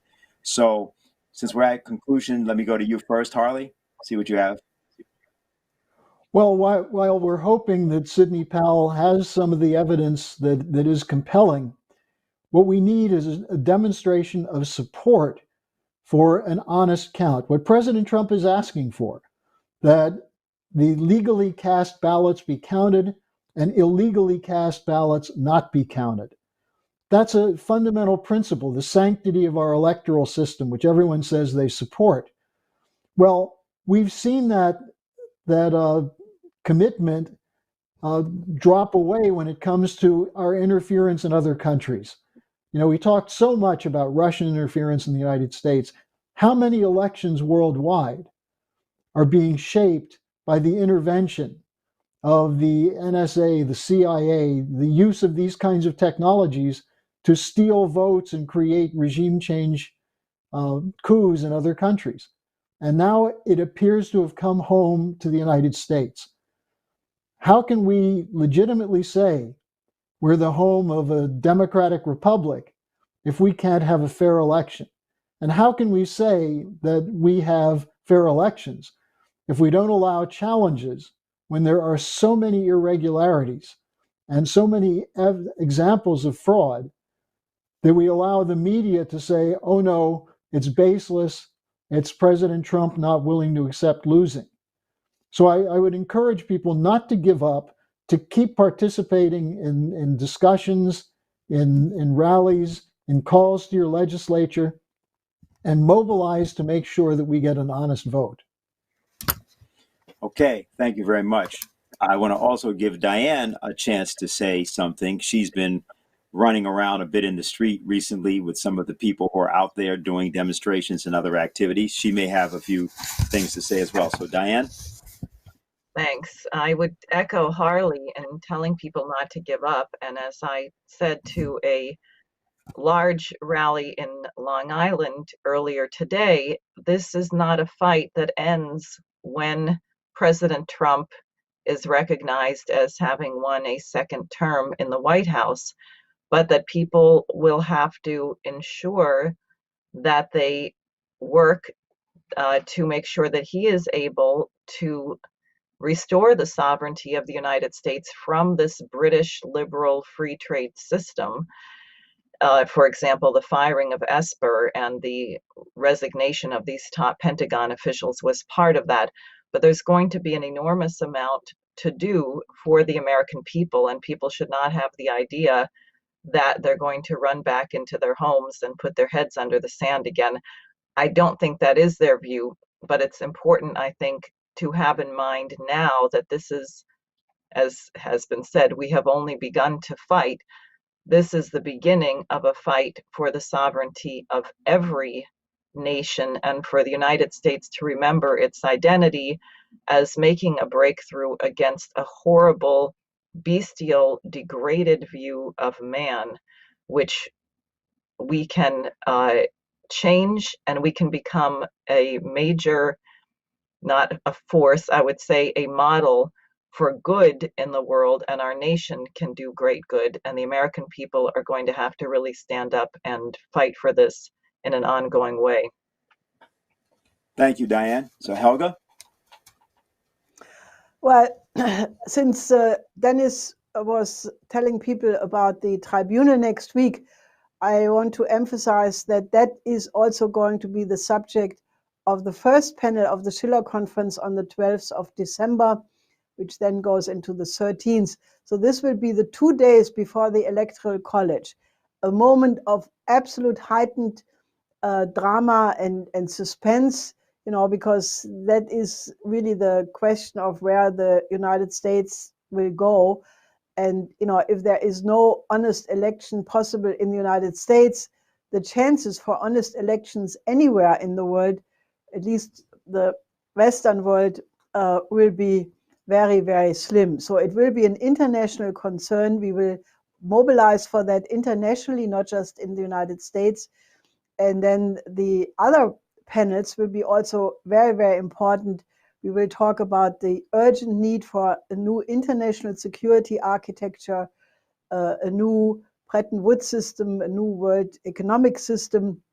And then the third panel will be very much on the issues of the Committee of Coincidence of Opposites, how to actually get this absolute urgent participation of the United States in helping with the famine, but naturally also other nations, but especially the United States, helping with the pandemic, and use that as a starting point to really establish a just world order on this planet. And then naturally, the fourth panel will be equally important, if not more, because it will be on the question of a cultural renaissance, on the question of the year of Beethoven. Naturally, Schiller, you cannot talk about Beethoven without also talking about Schiller, because they were the two towering giants of the German classical period, most beautifully celebrated in the Ode to Joy and the Ninth Symphony. But it's much richer than even that. And there a lot of young people will be hopefully speaking about their contributions to a new classical renaissance.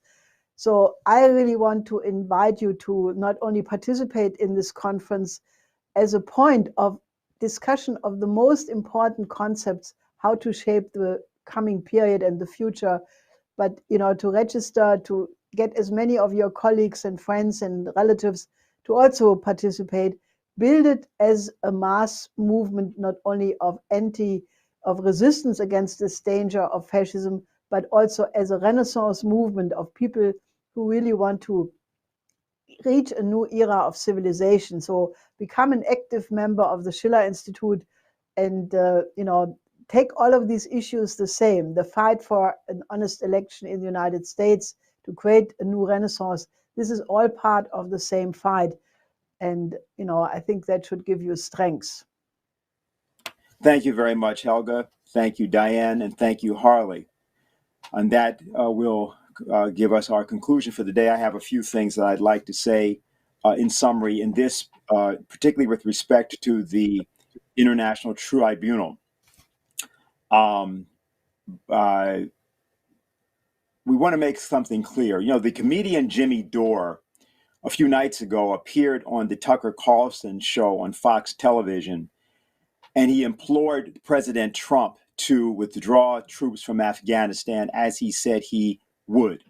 Jimmy Dore is not a supporter of President Trump. He is a severe critic of President Trump. But he made the point that if that is not done under Trump, Biden will absolutely not only not do that, but we are going to see is a gear up of the war machine. What's important about this is that the usual ideological constructs in the United States have broken down. This is a moment in which, in the aftermath of the elections, hundreds of thousands of people have been out in the street, not only supporters of the president, but persons who are supporters of the presidency, who recognize that something is being done that must not be allowed to stand.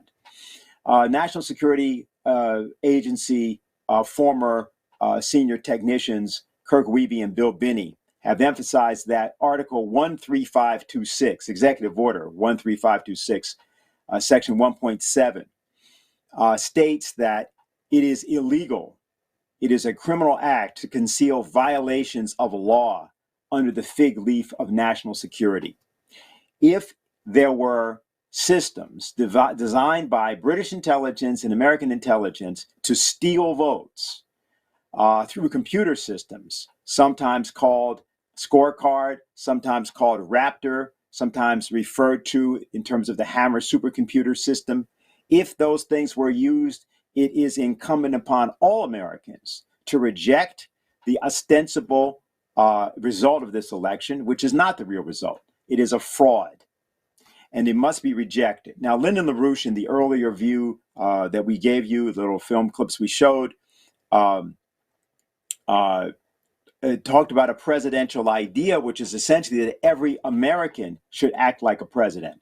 This is something that he lived and that he encouraged those who were associated with him in his various presidential campaigns from 1976 till 2004 to emulate. And one element of this, which has always been important to emphasize, is have Americans themselves actually accepted, have they in one sense co-signed the actual Declaration of Independence? The idea that all men are created equal, they are endowed by their creator with certain unalienable rights, that among those rights are life, liberty, and the pursuit of happiness, and that to secure those rights, governments are instituted among men, deriving their just powers from the consent of the governed. Have the American people actually subscribed to that? That is what is at issue right now. And further, that dialogue about that idea should now be had with millions around the world as well as in the United States. Because in fact, these methods, if left unchallenged in the case of the American election, will most assuredly be used in every election anywhere else in the world where power is able to rule over truth. What's needed in this case is to pull the trigger of truth. For example, Edward Snowden, who has been in exile for a long time because he had to do by illegal means what others attempted to do by legal means and were prevented from doing. It is people who tried to come forward and expose these things and who were themselves harassed by the FBI and often driven underground, or for that matter, simply rendered incapable of exposing these matters. He is a person that, among others, is aware that these kinds of capabilities exist. The concept that a person like that or other such person should speak out as a patriotic measure in this case to free the American people from the fraud presently being perpetrated is only one expression of what might be done. But what is important for us is for us to realize as we are organizing in the next hours and days that the trigger of truth should be pulled in this situation. And yes, it may be true that some American institution or other, more likely British institutions are destroyed as a result. Well, as it said before, let the truth be told though the heavens fall. This is where we are as of this evening. The Schiller Institute, named after the poet Friedrich Schiller, the poet of freedom, insists that this is the outlook that all people all over the world should join together in making that which becomes hegemonic, becomes universal, and becomes our Declaration of Independence against the world corporation that we described today. So we want to thank you for joining us for this episode of the Schiller Institute's Manhattan Town meeting with Lyndon LaRouche, and we'll see you next week at noon.